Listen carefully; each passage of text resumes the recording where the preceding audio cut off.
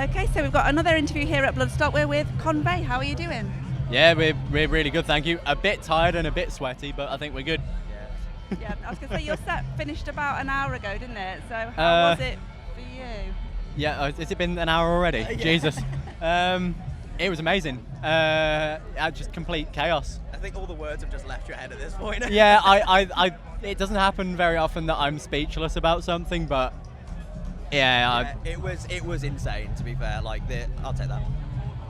This is so I'm the vocalist, if you hadn't guessed, and it's just funny watching Ollie sometimes jump on with our friends when we're playing gigs, and he's not used to holding the mic. I don't know what to do with it. Just hold your phone.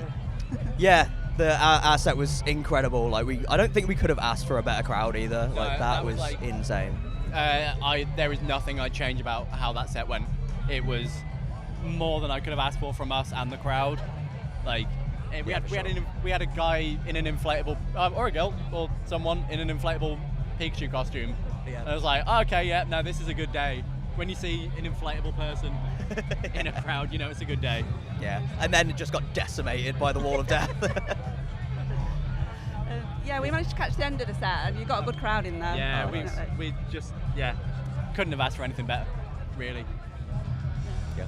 So you're relatively new as a band. Was your first gig at Metal to the Masses last year? Is that right? Yeah, it was. Yeah. So how does it feel to get to Bloodstock kind of this soon in the band's life? It feels incredible. So obviously last year, it was our first gig. We literally threw the band together in 6 weeks. Yeah. We quickly wrote 2 more songs and did a cover for our initial heat. And we didn't quite make it to the final. We did make it to the final. We didn't quite make it to Bloodstock that year. And then this year we're like, right, we're entering pull out all the stops. Everything that we can. Everything we can do, everything we can get. We spent so much time being like, right, we want to play Bloodstock this year. Last year was fun. This year we mean it. And here we are. So. Here we are. And we've done it. We've done it. What's next? Now what? And your latest release, The Broken Anonymous, was released in April. How's the response been to that? It's been amazing. It came out in April and we hit over 1,000 streams on one of the songs. On my birthday. Yeah, on your birthday, yeah. It's been awesome. Yeah. People are coming to our shows and singing the words, so that's definitely something. Yeah. It's not something you ever it's not something you ever expect to see, and then when you see it for the first time, it's like, oh my god. Yeah. It's more the people that I haven't seen at a show before, or they already know the words. Yeah. That's when it's like, oh god. Yeah. You like us? Yeah. Any more new music planned? Yep, so we are currently in the process of recording our next single, which we actually played today. Yeah. It's about half recorded at the moment, but we self-produce everything, so kind of by the time everything's recorded, it's only a couple of weeks until it's mixed and mastered and ready to go. And then it's just a case of us figuring out how we do promo. We've talked about we want to do a music video this time because we've not done one yet, so push it back a bit, but we're just going to invite anyone who's willing to throw themselves around in a small room. And I think we're just going to do a video like that, and then we'll release the song into the world. Yeah. And then go on to the next thing, whatever that may be. And have you got any more live dates planned coming up? Yeah, so at the moment we've only got a couple of dates. We've got two in Worcester, 1 week after another. So we got, Saturday the 7th at the Firefly in Worcester, and then Friday the 13th at the Oil Basin in Worcester. Which is for Worcester Music Fest. Yeah, so the one on the 7th is for, we're playing with our friends in Under the Ages, and it's a charity thing for...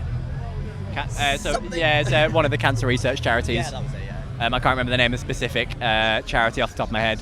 Yeah, Sorry. The vocalist for Under the Ages, his brother passed away, so it's in memory of him, which is really nice. Yeah. And then the second gig is for Worcester Music Fest, which they do every year. Such a good weekend. It is. Every it is awesome, year. Yeah. You could just go to anywhere in Worcester that you think could potentially hold some sort of live music. It has it. Yeah. So you could just go, and Yeah. it's all free, isn't it? It's just yeah, donations. everywhere is free entry. There's people with buckets and they raise money for charity, but it's all free entry and it's a fantastic weekend. So we can't wait. It's our second year playing there, and we can't wait to come back to it.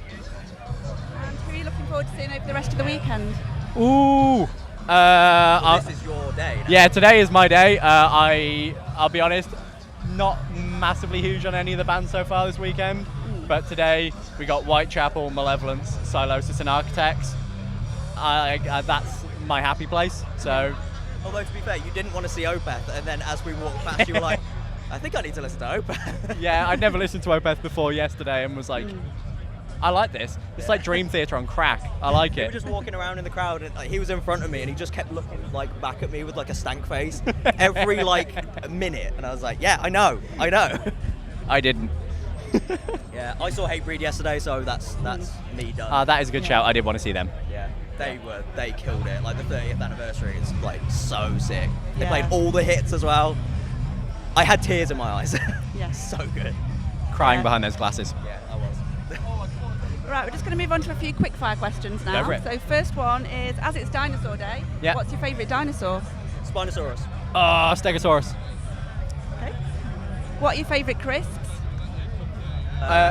Cheese and onion squares. Snaps. Ooh, Oh, snaps, spicy yeah. tomato. Shout out, yeah. Damn. Right, we'll just go and pull a few out of the bag for the rest. If you're a ghost, who would you haunt? Everyone at work. I'd just be floating around the office, just turning computers off. Who would I haunt? Someone that was, like, I don't know, the most cynical person in the world that would never ever believe in ghosts, just to mess with them. Yeah, that's a good shout. Yeah. Who is the most famous person that you've met? Ooh. You just saw Josh Middleton. I just saw Josh Middleton and I was like, I turned into a little girl. I was very I excited. was like, go talk to him. He was like, I can't. I can't. There's no words will come out. Most famous person I've met a few. Steve Vai is probably the most widely known. I met him at a meet and greet in Guildford a few years back. Very nice, but it was definitely one of those. Right, hi, sit with him, picture, next. You've met a lot of famous people. Yeah, Mark Holcomb from Periphery was another one. Tremonti. Mark Tremonti, I spent I did a VIP thing for Alter Bridge a few years back, so I have a guitar that's been signed on the back of the headstock by him. I changed my answer, Mark Tremonti. He's my favourite guitarist of all He's time. not the most famous. Depends who you ask.